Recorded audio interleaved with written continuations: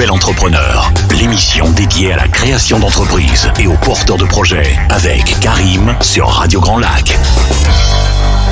Bonjour à tous, vous êtes sur Radio Grand Lac 92.1 FM et c'est le nouvel entrepreneur comme tous les 15 jours. On est parti pour 1 heure de direct avec 3 entrepreneurs qui font des choses pour les entrepreneurs, mais pas que. On va voir un peu de tout à l'heure. On a aujourd'hui Tiffaine Lemarois, Léa Sago, que j'ai bien dit, et Gary Dumont, l'homme des glaces comme on l'appelle. Et on va commencer tout d'abord avec Tiffaine. Mais avant ça, je voulais refaire un petit point très rapide sur. Il se passe pas mal de choses en ce moment et le mois de juin, c'est le mois de la fin de saison. C'est le mois où tout le monde fait son assemblée générale, sa soirée, Donc il y a énormément de choses qui se passent en ce moment. Ce matin, par exemple, il y avait le petit déjeuner de la Chambre des métiers et de l'artisanat à Technolac dans leurs locaux. C'est le genre de choses que j'invite toujours tout le monde à faire, que ce soit ça ou les apéros ou les déjeuners, mais en tout cas allez rencontrer des entrepreneurs, allez voir un peu ce qui se passe aussi en dehors de vos murs, rencontrer, discuter, partager, et déjà d'une, vous trouverez certainement d'éventuels partenaires, et en plus de ça, peut-être même de l'inspiration. Donc n'hésitez pas. Au mieux, vous trouverez même des concurrents, et c'est bien de pouvoir les voir de près. Ça, faut pas l'oublier non plus. La veille, c'est toujours hyper important. On a aussi Radio Grand Lac est partenaire en ce moment du Festival du cinéma français et de la gastronomie, si je le prononce bien, qui a lieu au Casino. C'est pas encore fini, ça finit je crois ce week-end. Ça finit demain. Et il y a encore pas mal de choses à voir, belle ambiance et des soirées complètement dingues, des déjeuners et des dîners aussi. Alors c'est peut-être tout complet maintenant parce que c'est vrai que ça part vite, hein. Mais en tout cas d'une qualité remarquable. Donc si vous n'y avez pas encore jeté un œil, allez-y, ça vaut le détour. Et surtout, on a un festival du film à Aix-les-Bains, donc quand même. À côté de ça, alors c'est pas le seul. Là, je pense pas que Radio Grand Lac soit partenaire, mais il y a aussi le festival du film d'animation d'Annecy qui a soit déjà démarré, soit qui va démarrer. Festival qui a quand même un retentissement international et qui est pas négligeable non plus. Il est à Annecy, donc quand même un peu. Alors c'est la mode, tout le monde le fait dès qu'il se passe quelque chose, mais quand même grosse pensée aussi pour les personnes qui ont été touchées par l'horreur d'hier. Et on va sur cette bonne note attaquer avec Tiffaine. C'était une introduction quand même. Bonjour à tous. Bonjour Tiffaine. Donc Tiffaine Lemarois, l'entreprise s'appelle La Voix du Cœur. La Voix du Cœur. Alors on va commencer comme on a l'habitude par le parcours et ensuite mieux comprendre peut-être ce que vous faites maintenant. Qu'est-ce qui s'est passé avant La Voix du Cœur ? Alors tout d'abord j'ai été technicienne son de formation et puis j'ai travaillé plusieurs années dans le monde du doublage de films et de séries à Paris. J'étais chargée de production. C'était un petit rêve pour moi et j'étais jeune, j'ai tapé aux portes à Paris jusqu'à rentrer dans ce milieu assez fermé, un milieu que j'ai adoré. Donc j'étais chargée de production dans le doublage et puis après j'étais chargée de production dans le dessin animé à Lyon, puisque j'ai décidé de changer de vie et de partir de Paris jusqu'à Lyon. Et puis, par la suite, je me suis dit que j'adorais ce que je faisais, mais que j'avais envie de faire un métier plus dans l'humain. J'adorais les rencontres, j'adorais les voyages, j'adorais essayer de donner l'envie aux gens de changer de métier quand le leur ne leur correspondait plus. Et du coup, j'ai fait des études pour devenir coach et principalement consultante professionnelle pour les gens qui veulent changer de métier, donc dans les bilans de compétences. Et à ce moment-là de ma vie, je vis un drame qui fait que je me sens plus d'accompagner les gens. Et ça me donne envie de créer une série de podcasts avec les compétences que j'avais acquises dans l'audio, mais aussi en me permettant d'avoir ces techniques un peu pour accompagner les gens dans leur histoire. Et j'ai créé une première série de podcasts bénévoles sur des histoires de résilience qui s'appelle La Voix des Lucioles. À chaque fois qu'on dit un gros mot, on doit toujours expliquer, même si ça peut sembler basique. On va commencer par là, le podcast. Le podcast, c'est un média qu'on peut écouter sur Internet. Donc, c'est comme j'aime bien le comparer un peu à un documentaire, même si c'est pas forcément ça. Ça peut être une interview, ça peut être un documentaire, mais c'est uniquement sonore et écoutable sur Internet, ou en tout cas, si c'est pas sur Internet, sur un ordinateur, voilà. Il y a une grosse pratique du podcast, je crois, en voiture. Exactement. Alors en voiture, mais aussi pendant les tâches ménagères, on observe beaucoup de gens qui écoutent des podcasts. Dans les transports, beaucoup. Et c'est vraiment devenu un média incontournable depuis le confinement, où on se rend compte que énormément de gens écoutent des podcasts aujourd'hui. Alors du coup, la voix des Lucioles, ça parlait de quoi ? Alors, la voix des Lucioles, je suis allée à la rencontre de gens qui avaient vécu une épreuve et qui, sans nier la souffrance pour autant, avaient envie de transmettre l'espoir qu'on peut se relever, voire se réinventer après une épreuve. Alors, je parle un peu de toutes les épreuves qu'on peut vivre dans une vie, puisque pour moi, il n'y a pas d'échelle de la douleur, ou en tout cas, chaque douleur mérite d'être considérée. Et donc, je voulais transmettre l'espoir au plus de personnes possible, et c'est pour ça que je suis allée chez les gens, chez des personnes qui, eux aussi, voulaient semer l'espoir, comme moi, je le voulais, et comme moi, je l'avais cherché à un moment de ma vie. Et j'ai enregistré leurs histoires à raison d'à peu près une par mois qui sortait jusqu'à présent. Maintenant, j'ai un petit peu diminué de rythme, mais c'est à peu près un par mois, ouais. D'accord. Et donc de la voix des Lucioles, on a basculé. Voilà, tout à fait. En fait, la voix des Lucioles, j'ai vu les bienfaits que ça faisait. À la base, je le faisais pour les auditeurs, et je me suis rendu compte à quel point ça pouvait être bénéfique pour les personnes qui témoignaient. Aussi, ça apportait des compréhensions pour leur famille, ça leur permettait d'être reconnus dans la souffrance qu'ils avaient vécue et de se sentir inspirants. Souvent, la phrase qui revenait quand j'interviewais des gens, c'est « Ah, mais moi, j'ai pas grand-chose à dire », et en fait, l'épisode balayait beaucoup leur pensée, puisqu'ils avaient beaucoup de retours après ça. Et quand j'ai vu tous les bienfaits que ça pouvait avoir, j'ai décidé de créer La Voix du Cœur, qui est une entreprise de podcast privée et personnalisée, à la base pour les particuliers qui voulaient transmettre un message d'amour à quelqu'un, qui voulaient transmettre leur récit de vie, qui avaient envie de transmettre par exemple un message d'espoir ou de résilience. C'était souvent pour des cadeaux. Donc à la base pour les particuliers, et ensuite comme le podcast, c'est vrai que c'est devenu un média vraiment incontournable pour le monde de l'entreprise. J'ai commencé à avoir des entreprises qui me demandent des podcasts pour en faire de la communication interne. Par exemple des entreprises qui ont énormément d'employés. Là, je travaille avec une entreprise suisse où ils sont plus de 6000 sur un seul site, et ils me disaient que les personnes ne savaient pas forcément ce que faisaient leurs collègues. Donc, c'était, par exemple, interviewer des gens passionnés pour savoir un peu ce qui se passait dans la boîte ou ce que faisaient leurs collègues.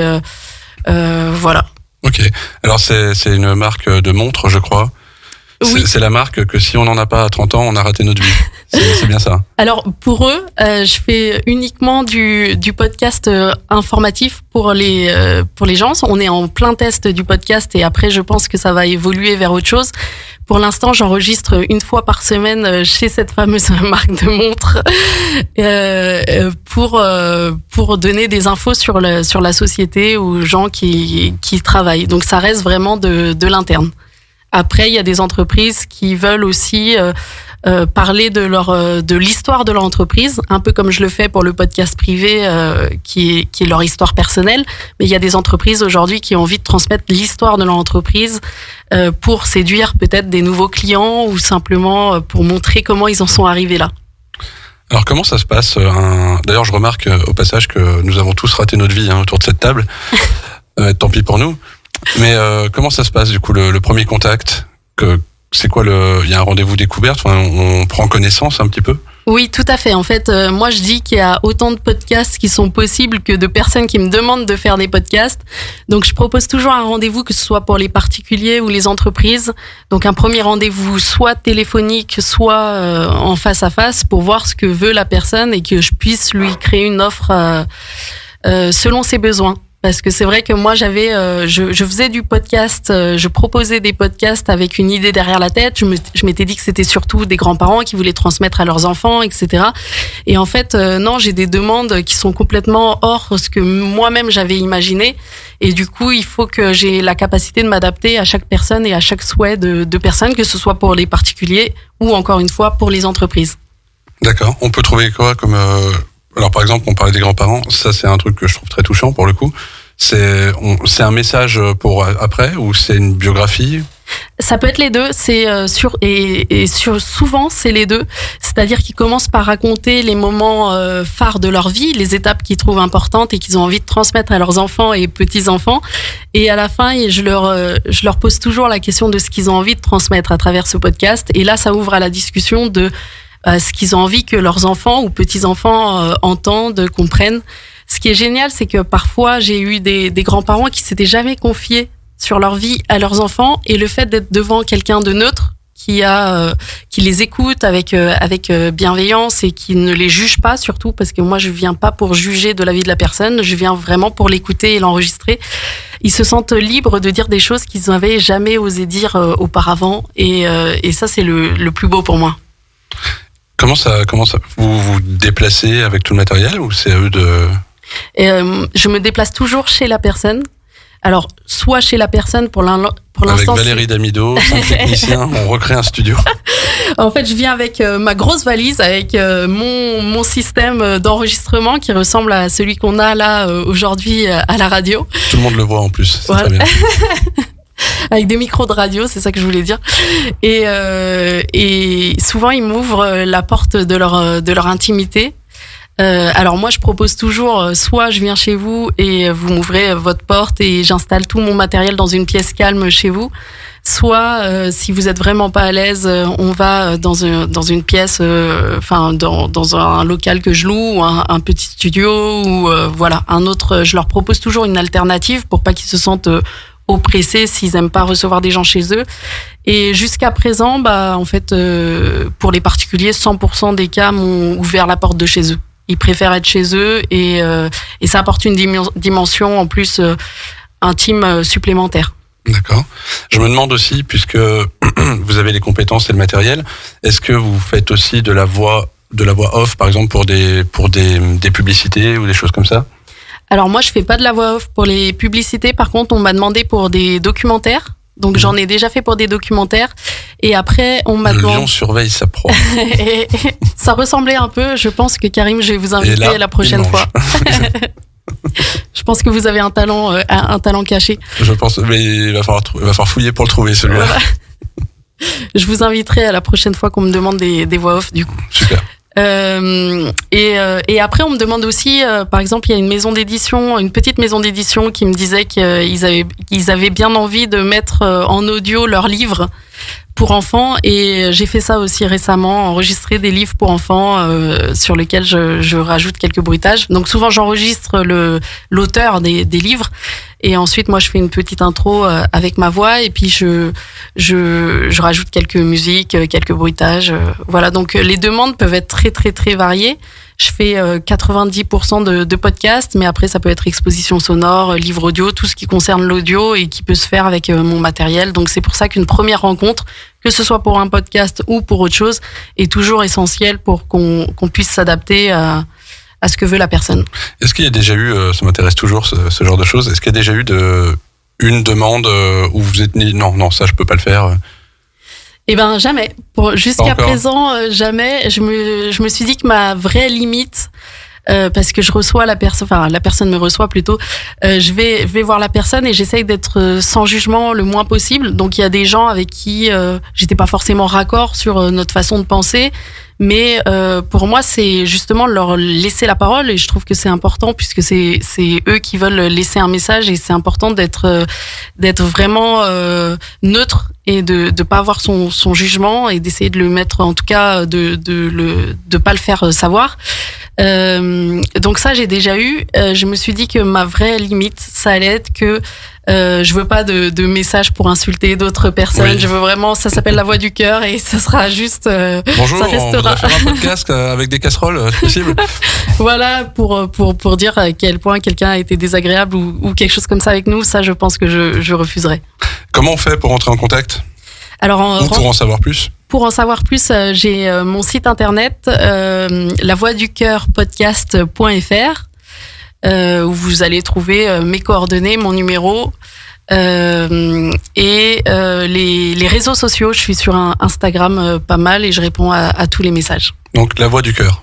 La Voix du Cœur podcast. On va marquer une petite pause avec Fischer, histoire de tous se mettre à bouger la tête, et on se retrouve juste après.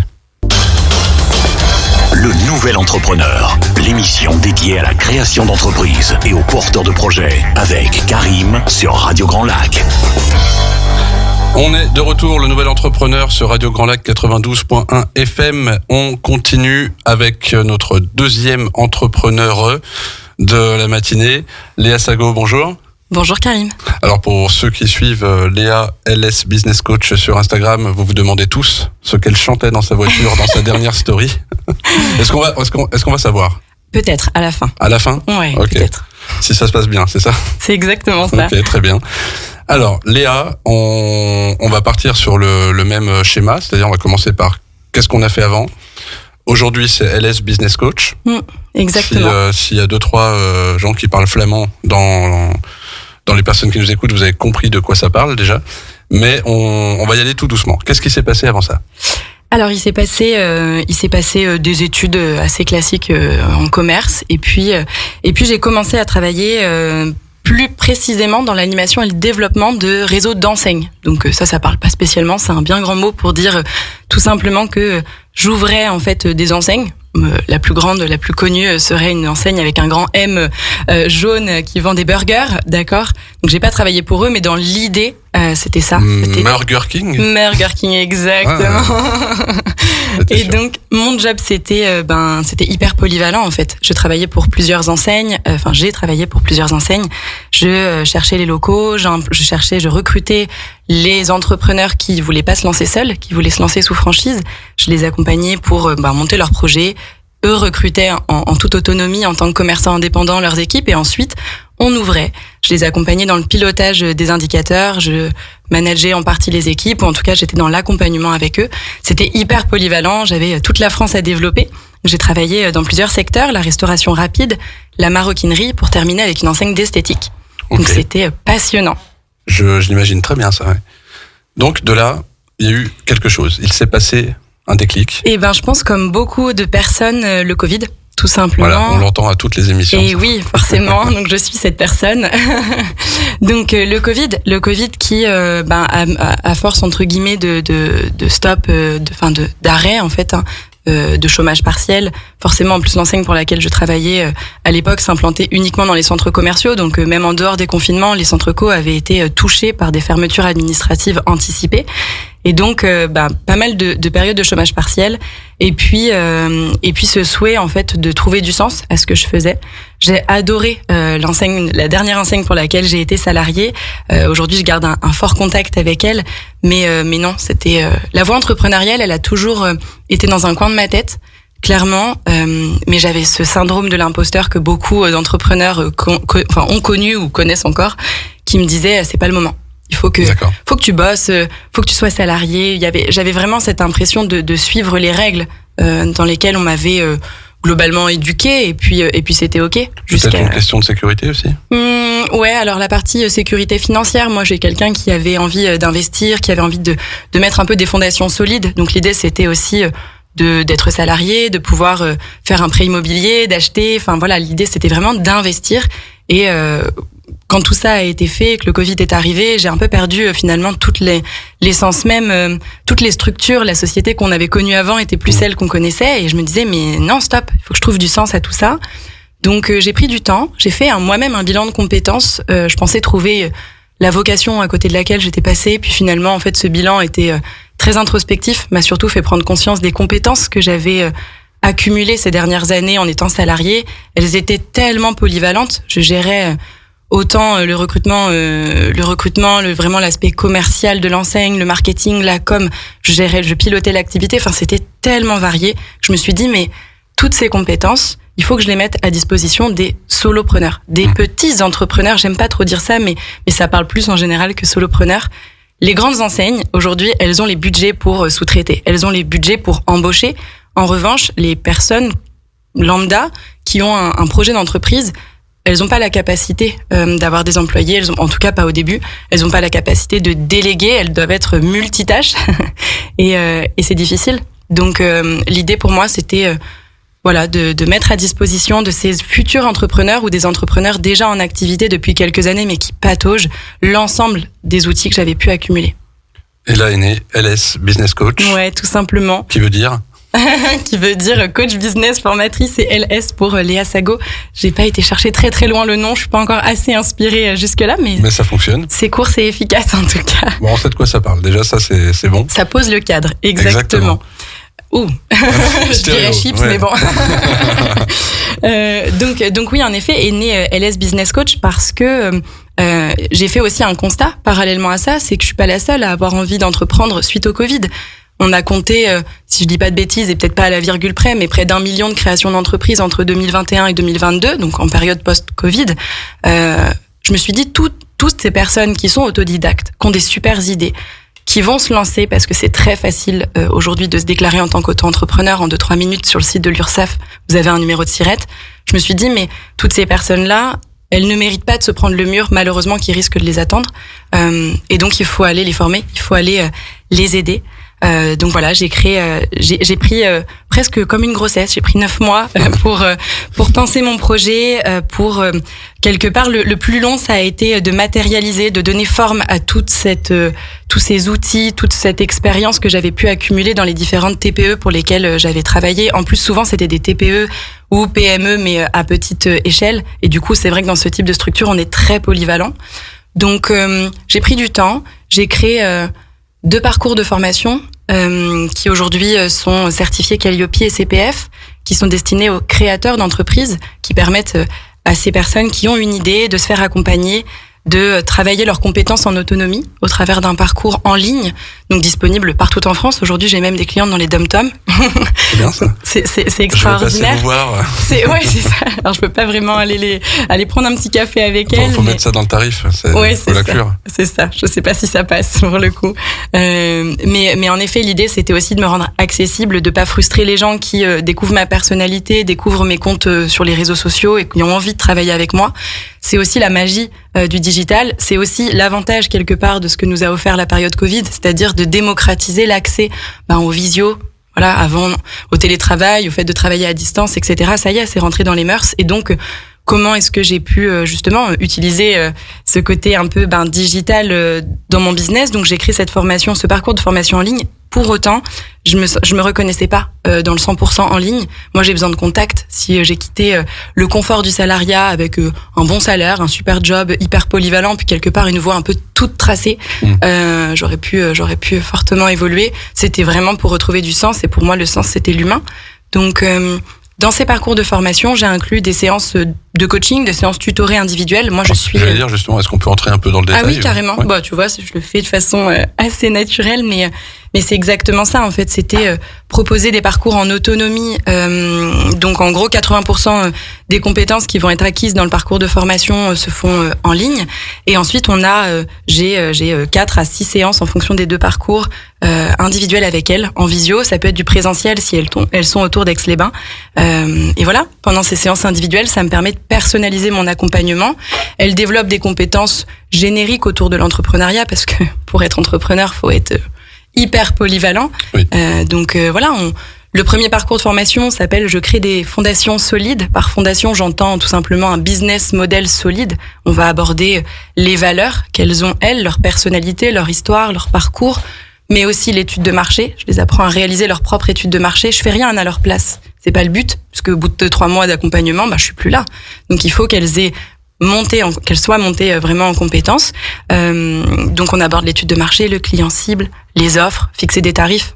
C'est assez dur. Se donner une valeur, réussir à fixer des prix, c'est compliqué. Et on termine du coup avec la formalisation d'un business model. Pour celles qui veulent aller plus loin, on passe sur le 2e parcours de formation. Parce qu'une fois qu'on a un concept canonissime, encore faut-il savoir en parler. Et donc, j'ai créé un 2e parcours de formation pour créer et maîtriser sa stratégie de communication, sur lequel on va aborder absolument tous les pans de la stratégie de communication. Si aujourd'hui les personnes qui nous écoutent sont déjà à leur compte et qu'elles se sentent bloquées par leur stratégie de communication, ou que les personnes qui ont envie d'entreprendre quelque part se mettre des blocages à se dire mais moi je me sens pas de faire des danses sur TikTok, d'être en face caméra sur Instagram tous les jours, c'est ok en fait. Ça sert à rien de faire ce que vous n'avez pas envie de faire. Et du coup là aussi le côté personnalisé de ce parcours de formation est très important. Moi je transmets dans mes vidéos en ligne encore une fois les grands principes sur une stratégie de communication, et dans les séances individuelles je m'intéresse à la personne pour qu'on puisse vraiment venir lui créer une stratégie de communication, un plan en fait, un vrai chemin, un plan d'action très très personnalisé et adapté à qui elle est. Alors je pense qu'on en reparlera en dernière partie d'émission, mais là puisqu'on a une business coach avec nous, le fait, je le dis souvent dans l'émission, et c'est aussi le slogan principal du Salon du Nouvel Entrepreneur, c'est de ne pas rester seul. Et je pense que de votre point de vue, c'est évident. Exactement. Vous avez aussi abordé quelque chose en début d'émission qui est la partie réseau. Ne pas hésiter à aller dans les petits déj, etc. Mais on en reparle à la fin de ça. Voilà, c'est vraiment exactement ça. Le constat que j'avais fait, c'était justement quand je parlais de murs, c'est imagé quelque part. C'est aussi parmi les murs, il y a la solitude. Il y a ce côté un petit peu idéal de je quitte le monde du salariat, je vais être libre, je vais réussir à faire ce que je veux, quand je veux. La vérité, c'est que ça se passe pas comme ça les premiers temps. La liberté, oui, il y en a plus. L'épanouissement, il y en a plus. Pour autant, on travaille plus aussi et on n'a plus les collègues qui viennent t'attraper pour prendre un café, etc. Donc, il y a plus cette partie-là. Donc, la solitude, on peut vite la ressentir. On peut vite s'éparpiller. On peut vite procrastiner. Mon job, c'est clairement d'être là en soutien. Dans tous les parcours de formation, j'ai un groupe WhatsApp individuel avec chacune de mes clientes. Alors je dis clienteux parce qu'aujourd'hui, j'attire plutôt les femmes au travers de ma sensibilité, certainement de ma communication, mais je ne suis pas contre accompagner des hommes. L'important, c'est qu'on se rejoigne aussi sur les valeurs, sur le parcours, sur les idées de base, et puis que je puisse aussi me sentir en capacité d'accompagner cette personne. Je suis pas liée à un secteur en particulier parce que pour le coup... les grands principes autour de l'entrepreneuriat, avoir une stratégie, qu'elle soit marketing, com, un client, des offres, etc., c'est OK pour tous les secteurs. Par contre, c'est sûr que si je suis sur un accompagnement trop technique, soit je ne suis pas la bonne personne et je redirige, soit je suis la bonne personne pour qu'une partie du besoin, et je vais dans ce cas faire appel à mon réseau que je continue d'étoffer sur le secteur d'Aix-les-Bains, vers qui du coup je vais pouvoir rediriger ces personnes. Mais oui, en effet, mon job c'est ça, c'est d'être dans la poche. À partir du moment où vous avez une coach business dans votre répertoire, c'est aussi avoir cette capacité à se dire ça fait 2 semaines que je patauge, j'arrive pas, je suis bloquée sur un projet. Allez, je vais me prendre une séance, parce que je fais aussi des séances individuelles d'1h30 en visio ou en présentiel sur Aix-les-Bains, dans lesquelles on va aborder plus spécifiquement du coup là la problématique qui est vécue par l'entrepreneur. Pour le coup, les séances de coaching sont plutôt adaptées à des personnes qui sont déjà en activité. Comment on vous contacte ? Alors, on me contacte principalement pour le moment sur Instagram. J'ai aussi un site internet, mais si vous avez envie de voir les coulisses, justement, puis aussi avoir pas mal de conseils business gratuits, vous pouvez... Alors, pour les coulisses, on a le déroulement de la journée. Premier rendez-vous, deuxième rendez-vous, tout est là. Je vous raconte toute ma vie, parce que c'est OK pour moi, encore une fois. Ça, c'est quelque chose qui est important à rappeler. Autrement, est-ce que je peux aussi annoncer le début d'une nouvelle aventure pour moi, oui, avec assez en raccord avec Tiffaine, puisque j'ai mon podcast qui sort du coup le 3 juillet, sera l'étincelle, qui sera disponible sur toutes les plateformes, Spotify, Deezer, Apple Podcast. OK. Voilà. On a donné le contact. Est-ce qu'on peut savoir du coup la chanson ? La chanson, c'est Céline Dion. J'irai où tu iras, évidemment. OK, c'était la chanson en voiture dans la story pour ceux qui l'ont vu. Et nous, on va peut-être pas écouter Céline Dion là tout de suite, mais en tout cas, on met un peu de musique et on se retrouve juste après. Sur les bords du lac du Bourget, la radio autrement. Radio Grand Lac. Cette émission vous est présentée par Eurex, cabinet d'expertise comptable. Le Nouvel Entrepreneur, l'émission dédiée à la création d'entreprises et aux porteurs de projets, avec Karim sur Radio Grand Lac. Le Nouvel Entrepreneur qui est toujours là, on continue sur Radio Grand Lac 92.1 FM, 3e invité, un peu moins féminin que les précédents, mais tout de même d'une beauté déconcertante. Bonjour. Bonjour Karim, bonjour à tous. J'attendais la voix, je voulais pas dire le nom. Alors on est avec Gary Dumont. Gary, alors je vais pas partir tout de suite sur la glace. On va attendre un petit peu. On va y venir, mais peut-être on va y venir. Mais en tout cas, Gary, on va parler de méthode Wim Hof. Oui. On va parler de dépassement aussi. Aussi, ouais. Et de contrôle. Ouais, on peut dire ça. On peut l'appeler comme ça ? Ouais. Alors, comment ça commence toute cette histoire ? Alors le avant. Alors moi j'ai un parcours où j'ai quasiment toujours été entrepreneur. J'ai très peu fait de travail salarié parce que j'ai toujours voulu que mes activités professionnelles elles soient stimulantes pour moi. Et j'ai toujours eu un besoin de sens. Par contre, j'ai commencé dans une carrière qui reflète absolument pas du tout ce que je fais aujourd'hui. Et j'ai eu l'opportunité à 21 ans de reprendre un restaurant. Et ça a été mon premier challenge. Et en fait, moi, ce que j'aime vraiment, c'est ça. C'est les challenges, des choses qui me mettent dans l'inconfort. Donc, j'avais pas encore identifié, mais c'était déjà le cas à l'époque. Donc, j'ai eu cette opportunité-là. J'ai pris ce restaurant avec finalement très très peu d'expérience. Donc, ça a été quand même un défi, une épreuve de vie, de savoir remonter une affaire qui était pas forcément, qui marchait pas très très bien, avec en même temps très peu d'expérience dans ce domaine-là. Donc, pour moi, ça a été passionnant pendant 3 ans. J'ai mis 3 ans pour redresser correctement cette entreprise-là. Donc, c'est un petit restaurant que je gérais tout seul, parce que j'avais ce désir-là aussi de pouvoir travailler seul et d'avoir un commerce malgré tout à petite échelle. Et au bout de ces 3 ans-là, je l'avais pas encore identifié non plus à l'époque, mais j'ai commencé à m'ennuyer. J'ai commencé à m'ennuyer parce que justement l'affaire marchait bien et que ça roulait presque tout seul, quoi. Il y avait pas de nouveaux défis. Donc à ce moment-là aussi, j'étais dans une période de vie où un peu comme tout le monde en ce moment, je me suis posé des questions et je me suis dit ok, ce que tu fais là tout de suite, c'est super. T'as un commerce qui marche très bien, mais est-ce que c'est un choix de carrière? Est-ce que je me vois encore dans mon restaurant jusqu'à la retraite? Et la réponse était clairement non. Donc, je savais ce que je voulais pas faire sur le long terme, mais je savais toujours pas ce que je voulais faire. Voilà. Donc, cette question de quête de sens, elle a pris de plus en plus de place. En parallèle de ça, moi, j'ai commencé aussi à faire un travail sur moi. Je sais pas si on peut parler de développement personnel, mais en tout cas, là, ça s'appelle de la musculation. ça ressemble plutôt pas mal. J'ai voulu me reprendre en main parce que à cette époque-là, j'avais une hygiène de vie qui me mettait dans un contexte un peu difficile, et je me rendais bien compte que même si socialement, on va dire que j'avais réussi parce que j'avais une entreprise qui marchait bien, sur un plan personnel, ça allait pas du tout. Donc tout ça, c'est un petit peu mélangé. Ça a pris du temps, ça a pris quelques années. Et un beau jour, j'ai pris ma décision et quasiment du jour au lendemain, j'ai décidé d'arrêter mon restaurant et d'aller faire des études de naturopathe, sans trop savoir exactement pourquoi, mais je me suis dit dans l'instant, il faut que j'aille faire ça. D'accord. Donc j'ai arrêté mon restaurant, je suis parti là-dedans et j'ai compris des choses. J'ai compris qu'on avait tous en nous des ressources, on avait tous en nous des moyens de s'améliorer dans plein de domaines différents, que ce soit physiquement, mentalement, émotionnellement, même spirituellement. Et qu'on n'avait pas forcément besoin de toujours trouver des solutions qui viennent de l'extérieur. Donc, à partir de ce moment-là, je me suis mis en quête. Ma quête personnelle, c'était de trouver un petit peu tous ces leviers qui nous permettent de débloquer des ressources qui sont déjà là, en fait, finalement. Okay. Et à force de recherche, de tâtonnage aussi, pas mal, je me suis pris de passion pour 2 domaines bien distincts, mais qui marchent très très bien ensemble. Le premier, ça va être la respiration.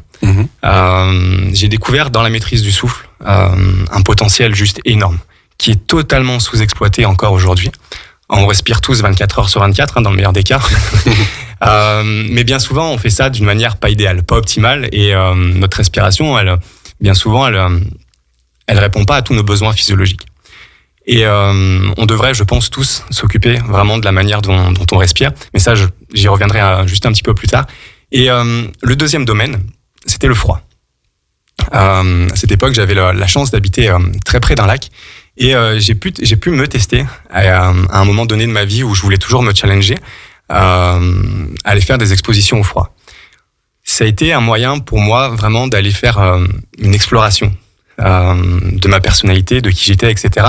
Ça peut paraître un petit peu bizarre comme ça, mais je vous assure qu'aujourd'hui, on peut trouver vraiment des réponses en utilisant ce biais-là.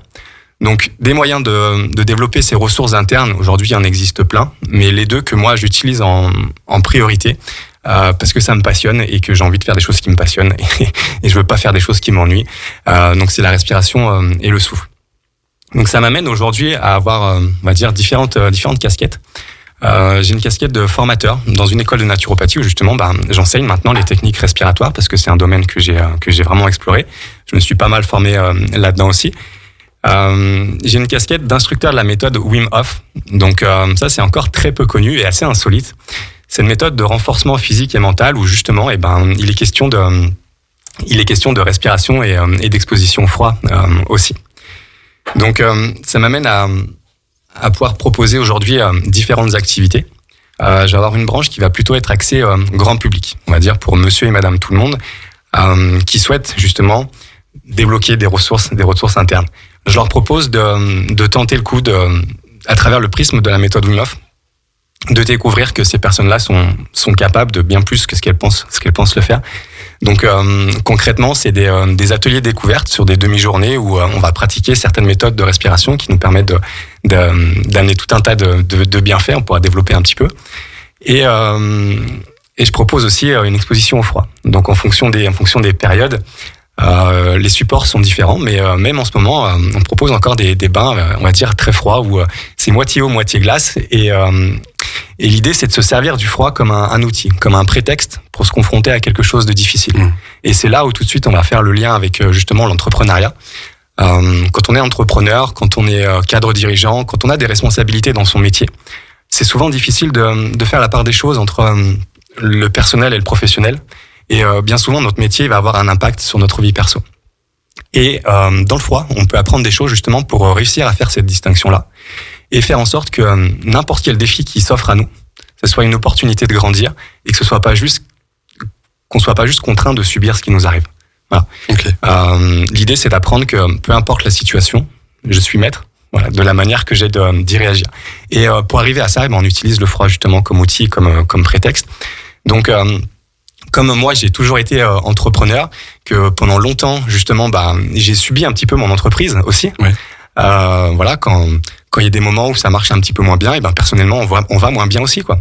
Quand on commence à moins dormir parce qu'on a un souci au travail, à un moment donné, il faut se dire qu'on a peut-être quelque chose à faire justement pour scinder tout ça. Donc c'est pour ça que j'ai très envie de m'adresser aussi aux entreprises et aux entrepreneurs pour décontextualiser un petit peu leur situation et se servir de la respiration et du froid pour leur montrer que les ressources, elles sont déjà là, effectivement, et qu'on peut faire le choix de pas subir ce qui nous arrive.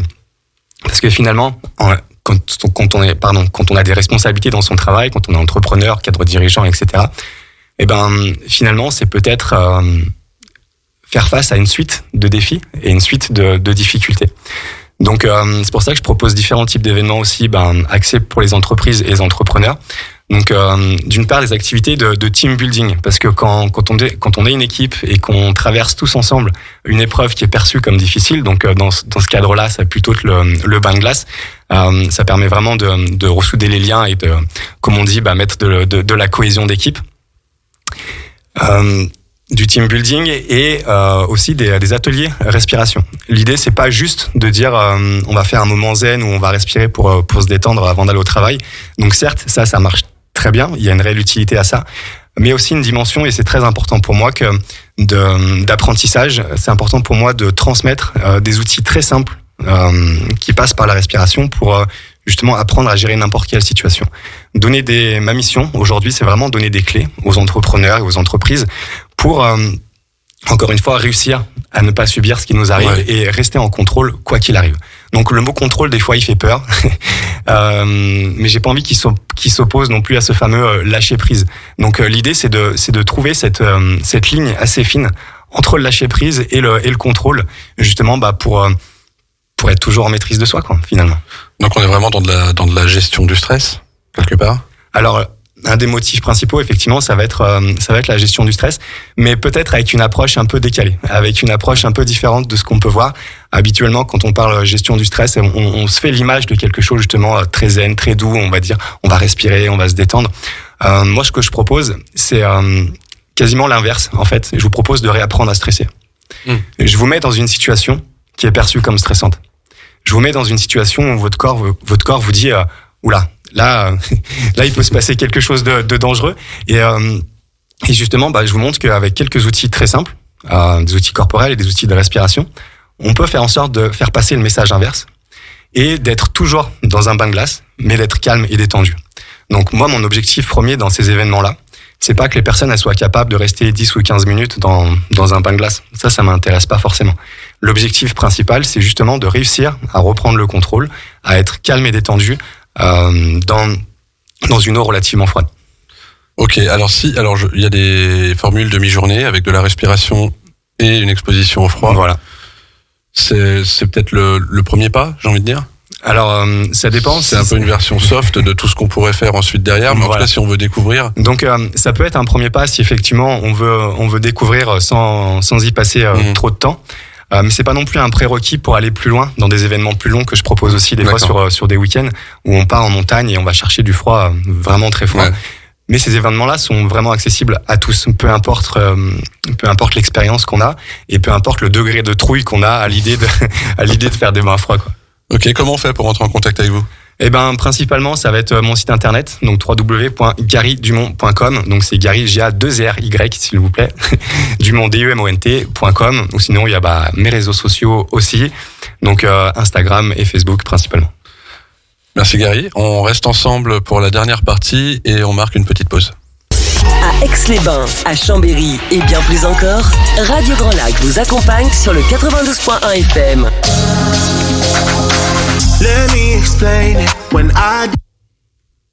Et c'est reparti pour le nouvel entrepreneur, 92.1 FM, Radio Grand Lac. On est en mode partage ultime aujourd'hui. On vous donne tout, même les backstage. Pour la dernière partie, ça fait beaucoup rire Léa.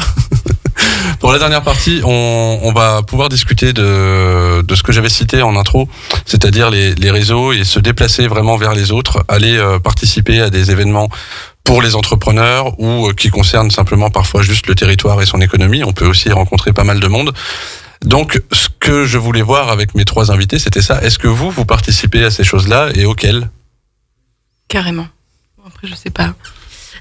Oui, j'ai commencé à participer à ces événements et c'est chouette parce que comme on disait depuis le début, c'est bien de pas se sentir seul en tant qu'entrepreneur et du coup les réseaux sont là pour ça. Donc voilà, j'ai participé à différents réunions, que ce soit au BNI ou à Carbao, si oui. Je le prononce bien, au réseau des entrepreneurs aixois aussi, où j'avais pu rencontrer Gary.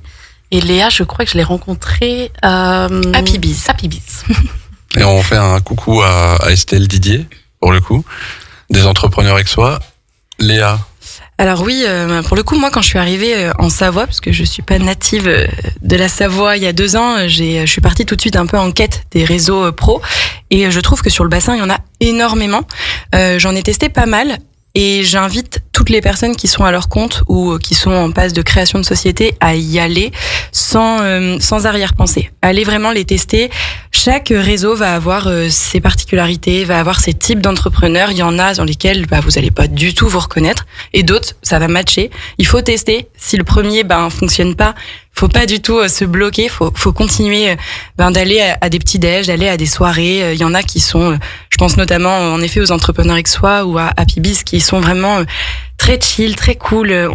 Et ça permet aussi de démocratiser un peu cet aspect du business. Si j'ai aussi un autre conseil à donner, qui est vraiment lié au fait de développer son réseau, c'est de pas hésiter à rentrer en contact avec d'autres entrepreneurs. En dehors des réseaux, en dehors des petits déj, en dehors des after-work, c'est de pas hésiter à proposer des petits cafés. C'est 3/4 d'heure de votre temps, 1 heure pour rencontrer un professionnel qui a vécu la même histoire que vous, qui s'est mis à son compte. Vous avez certainement des choses à apprendre de lui. Et ça, moi, je le fais depuis que je suis à mon compte. J'étais partie dans l'idée de m'en faire au moins 1 par semaine. J'avoue que je l'ai tenu les 3 premiers mois. Ensuite, l'activité a commencé à s'emballer, mais à minima 1 à 2 rencontres par mois, c'est vraiment le minimum. Ok. Et pour Gary ? Moi, très clairement, je pense que je serais pas là avec vous aujourd'hui si j'avais pas participé à certaines réunions d'entrepreneurs, parce que c'est là où j'ai pu vous rencontrer, Karim, dans un de ces réseaux-là, notamment les entrepreneurs aixois, et je fais un petit bisou à Estelle aussi. Voilà. Donc, effectivement, c'est hyper important pour tous les entrepreneurs, les solopreneurs, d'éviter de tomber dans ce piège de la solitude. On a vite tendance je l'ai fait aussi, à se retrouver assez seul derrière son ordinateur, à travailler. Et je pense que même si c'est notre boulot, on a besoin de cette dimension sociale. Donc ces réunions-là, c'est vraiment l'occasion à la fois de sympathiser, vraiment dans des endroits qui sont chill, qui sont cool, où on rencontre des amis au final, et en même temps on va faire soit du vrai réseautage, trouver des gens aussi qui auront un regard extérieur sur notre activité, et ça c'est très précieux. Il est tellement important, ce regard extérieur. On trouve aussi beaucoup de gens qui ont peut-être vécu les difficultés qu'on est en train de vivre, et du coup c'est toujours intéressant d'avoir comment toi tu t'en es sorti, et de chercher des solutions ensemble au final à un problème qu'on peut rencontrer nous dans notre boîte ou dans notre activité. Vous avez eu une rencontre qui a été particulièrement soit inspirante, soit qui a changé quelque chose vraiment à votre activité? Vous, Karim. Oh là là. Non, je rigole. Non, mais c'est vrai, je suis assez d'accord avec Gary. Pour le coup, je crois que tous les trois, on vous a rencontrés en réseau, en soirée réseau. Donc, Oui. ça prouve la puissance que ça peut avoir. Honnêtement, à chaque fois que je suis...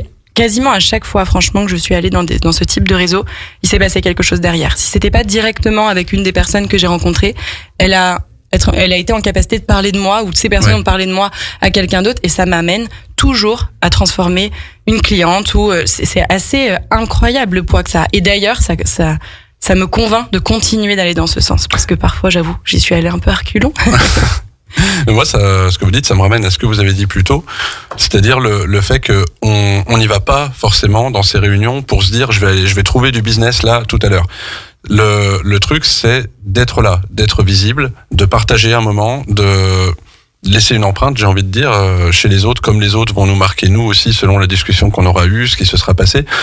Et on active comme ça le moyen de communication le plus puissant du monde et de l'histoire, qui est le bouche à oreille. C'est que derrière, si on a fait du contact, si on a parlé avec les gens, on s'est intéressé à ce qu'ils font, et donc normalement ils s'intéressent à ce qu'on fait aussi.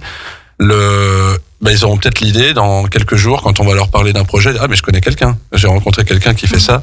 Et c'est ça qu'il faut aller chercher. Il faut d'abord aller chercher, je pense, de la convivialité, du partage, et après les choses se font. Et de l'authenticité. Si vous y allez avec un but qui est de convertir, si l'idée c'est d'y aller stratégiquement, en fait ça intéresse personne. Et puis les gens le ressentent. Il y a beaucoup de monde quand même sur le marché de l'entrepreneuriat, tout secteur confondu. Donc si vous y allez pas à minima avec votre personnalité simple, authentique, sincère, ça va pas fonctionner. Ouais. Et vous allez être déçus. Ouais, carrément, amusez-vous. Gary s'amuse comme un fou à toutes les soirées. Tout le temps. Tout le temps. Des fois, il vient même avec des bacs de glace au cas où. On sait jamais. Si dans la soirée, d'un coup, on a tous envie de se tester au froid. Bien sûr. Tiffaine, pas de rencontre particulière sur les événements réseau? Ah bah si, moi comme vous, il y a vous déjà avec qui j'ai bien sympathisé, et quand je dis vous, c'est vous Karim, mais c'est aussi Gary, Léa, toutes ces personnes sont toujours des belles rencontres, et j'avais envie de rajouter aussi, il y a ces rencontres entre entrepreneurs, mais il y a aussi, et vous êtes bien placés pour le savoir, les salons qui nous aident aussi à rencontrer des gens. Et comme vous, je suis persuadée que le contact humain est le principal, c'est le biais principal par lequel je trouve mes clients. Donc le conseil du jour pour tous nos auditeurs, ce sera: sortez de chez vous, allez rencontrer du monde, allez vous mélanger, allez parler de ce que vous faites et écouter ce que font les autres. Et vous verrez que ça porte ses fruits, même si c'est pas immédiat, il arrive toujours quelque chose après ça. On va s'arrêter là-dessus. Je remercie mes trois invités d'avoir participé à l'émission. Donc Léa Sago, Tiffaine Lemarois et Gary Dumont. Et nous, on se retrouve pour la dernière de la saison, en fin de mois, dans 2 semaines. Et d'ici là, bon appétit. On enchaîne avec l'émission de Jérôme qui s'appelle Vue d'ailleurs, si je ne dis pas de bêtises. C'est bien ça.